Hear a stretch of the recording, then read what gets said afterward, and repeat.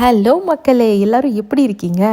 அன்னைக்கு ஒரு நாள் நாக்குக்கு ருசியாக ஏதோ சமைக்கலான்னு சொல்லி ஃப்ரிட்ஜை திறந்தா 6 சொரக்காயும் ஒரு 1/4 பேக்கெட் ஸ்பினாச்சும் தான் மிச்சம் இருக்குது.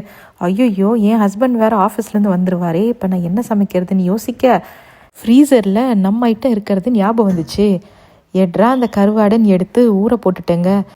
சுட சுட சாதத்தில் கொதிக்க கொதிக்க ரசம் ஊற்றி கருவாட்டு தொக்கை தொட்டு சாப்பிட்டா சூப்பரான காம்பினேஷனில் ஒரு பக்கம் ரசத்துக்கான வேலையை பார்த்துக்கிட்டே இன்னொரு பக்கம் கருவாட்டு தொக்குக்கு தேவையான காய்கறிகளை நறுக்க ஆரம்பிச்சிட்டேன்.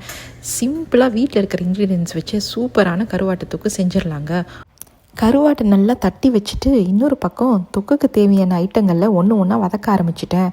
அங்கேருந்து என் பொண்ணு ஓடி வந்து என்னம்மா பண்ணிகிட்ருக்கேன்னு எட்டி பார்த்துட்டு ஐயோ நாறுதுன்னு ஓடியே போயிடுச்சு. கழுதைக்கு தெரியுமா கற்பூர வாசனைன்னு நினச்சிட்டு நான் பாட்டுக்கு என் வேலையை கண்டினியூ பண்ண போயிட்டேன். உங்களில் எத்தனை பேர்த்துக்கு கருவாட்டு பிடிக்கும், அதோட என்ன காம்பினேஷன் பிடிக்கும்னு எனக்கு மறக்காமல் கமெண்ட்ஸில் சொல்லுங்கள். என்னோடய ஃபேவரட் காம்போ என்னன்னு இந்த வீடியோட எண்டிங்கில் நான் கண்டிப்பாக சொல்கிறேங்க. ஒரு வழியாக சுட சுட ரசமும் வச்சு சாதமும் வடித்து என் ஹஸ்பண்டுக்கு ஒரு பிளேட்டில் சூடான சாதத்தில் ரசம் போட்டு கருவாட்டு தொக்கு வச்சு வத்தலோடு போய் கொடுத்தேங்க. அவர் அதை சாப்பிட்டுட்டு தொக்கு சூப்பர்னு சொல்லிட்டாரு. இதுக்கு மேலே நம்மளுக்கு என்னங்க வேணும்? சரி, இப்போ என்னோடய ஃபேவரட் காம்போக்கு போகலாமா? இது தாங்க என்னோடய ஃபேவரட் காம்போ.